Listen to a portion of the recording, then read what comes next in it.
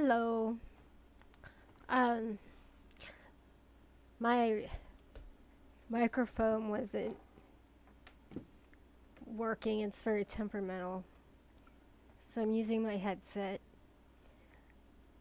I said I was going to do a video on lithium toxicity, which I fully intend to do, but it was delayed because I have COVID. Um, I really only had one day where I felt like I had a really, really bad cold. And today is my second day of symptoms, and I don't feel that bad. So hopefully it stays that way. But I don't want to just let this drag on when I said I would do it. And it's late, so I am going to cover just a little bit here because I can now talk. I had a throat lozenge. Everything, like in my eustachian tubes, everything up here inside is kind of swollen. So, what I thought I would throw this out here while I felt better. Um, so, lithium toxicity is occurs when the concentration of lithium in your bloodstream is too high. Now, it's kind of inaccurate to say you have too much lithium in your blood because I'll tell you in a second. The concentration, like the ratio of how much is lithium and how much is blood is matters. There is acute and there's chronic, and then there is acute on top of chronic, which is what I experienced. Um, it, let's see, chronic is usually from the dosage not getting decreased when the level showed a little high, and someone's just walking, or maybe their levels aren't getting checked, or something like that, or maybe they're taking more than they should, maybe throwing, doctoring themselves or something. Um, and so, over a long period of time, that's chronic, and that's how that usually occurs. The acute is when either you have ingested too much lithium, either because it was an accident or it was on purpose, um, or something happened to you um, that usually something like, well, there's two things. I had both of these things. I'm going to go into, there are medications out there that will make your lithium level increase. If I was aware of that, or which ones they were, I didn't recall it during this period of time I had with high lithium levels. For one, I was told by, and these doctors just don't know, it's not their expertise. I was told by an orthodontist to take ibuprofen for my TMJ. So I was occasionally taking non-steroidal anti-inflammatories, and those drugs can make your lithium level increase. I don't know the science behind that. But then on top of that, I had not too long before this event been put on a blood pressure medication, which apparently, by my primary physician, is notoriously increases your levels of in your blood of lithium. So I had those two things going on, and in other videos I may list other medications you may need to watch out for. But for now, I'm going to say anytime any doctor other than your psychiatrist prescribes you something, I wouldn't ask them. I would do my own research first, like on my phone right in the office. Can I take this? No, I can't take that, you know? And if it's a psychiatrist, I still, I now have a very distrust for the psychiatric treatment community. And that's in my story for later. So be proactive and look up anything before you put it in your mouth. And, but what happened to me also, which I think was one of the biggest factors that got me into the hospital, was that if you've seen some of my videos, you know that I go to Renaissance Festival and I make brooms and I sell the brooms and I make them out of natural material that I come across or go hunting for. And it's the works. It's staining, it's sanding, it's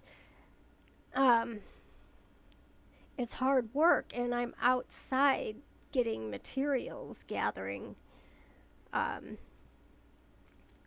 bristles and stuff. And I was getting down to the wire because I couldn't find a helper, and I needed to get some brooms because I had signed up for 2 weekends instead of just one to see how it would go. And it went really well, so I signed up for 2, and so I wanted to make more. And I was really pushing myself, and the stress of not being able to find a helper was really hard. It was just, anyway, it was a really hot summer, and it lasted all through September.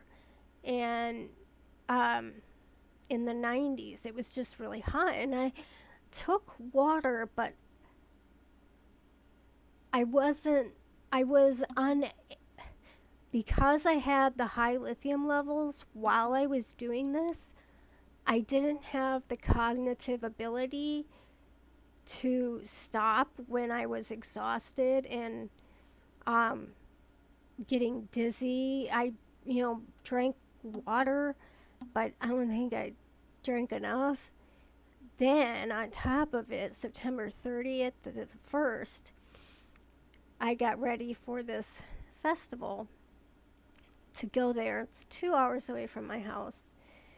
And you go, and most people stay on site. It's several weekends in a row. And so I go to this festival, and it is hot as hell. And I brought lots of water and ice, and I thought I was okay. But in hindsight, I now know that I was really, really sick. I can't go into it now because it's going to take too much time.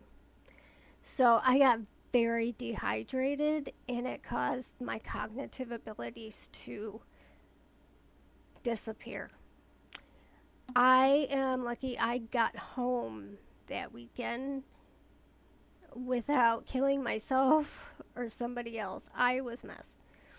And then I'm going to tell you in another video what happened when I got home, how worse it got. But, so I had, here's the thing. when the psychiatrist at the hospital looked, because it's in the same medical complex, like stretched all over the state, St. Luke's, when she looked at my lab records, she saw that 2 years ago I had a lab done for lithium and it was high. And then a few months after that, I had a lab lithium level and it was higher. I had like three, and it showed a steady increase. And then all of a sudden, the labs for lithium levels stopped, and it was like 2 years. And I've gotten, before you come gaslighting me, I have an explanation, but I'm not going to tell it to you right now. And so before you say, well, you should have been proactive, it, just don't. In another video, I'll tell you why. Anyway, I really feel like they dropped the ball. But anyway, so I was walking around with a high level, and then I started taking ibuprofen and this blood pressure medication, and then I became very dehydrated.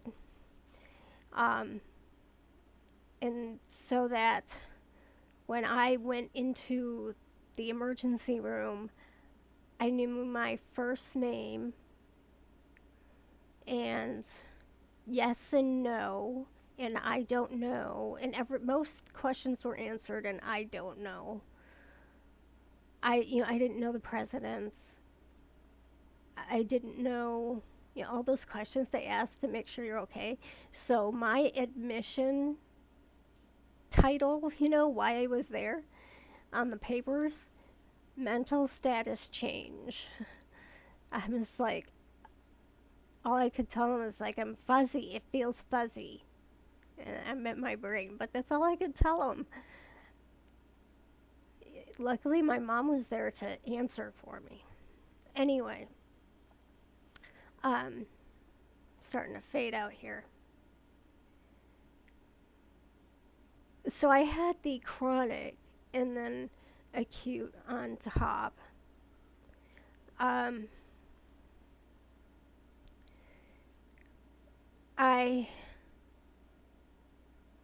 have. I'm sorry. I'm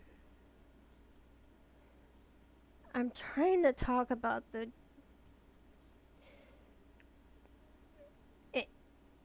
Anyway, I would because of how it okay, this is what I was going to say. Is that how the symptoms a person have does not necessarily correlate to how high the level is. There are people who can walk around with a really high level and not have noticeable symptoms, and then there was me who actually they considered it to be a little high, the number value, but my symptoms, I couldn't walk. I mean, I didn't know where I was, what was going on, so you can't go by the numbers.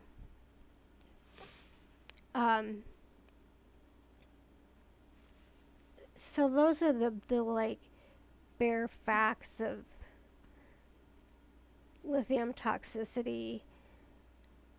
My advice, though, about your labs, if you have somebody else in your life that can ask you, when is your next level due, to check your level, and it should be frequent. Mine previously, when it was being done regularly, was every 3 months. If they can say, hey, did you get your level done? When is it due? Have someone else in there, write it down on a calendar. But if your level's already high, you may not have the cognitive ability to do that.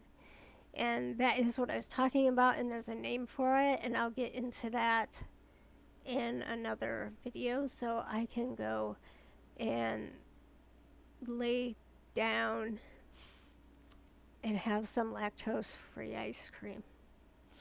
So I will be seeing you later to tell you about my personal overall experience. It's terrifying. All right, good night, goodbye.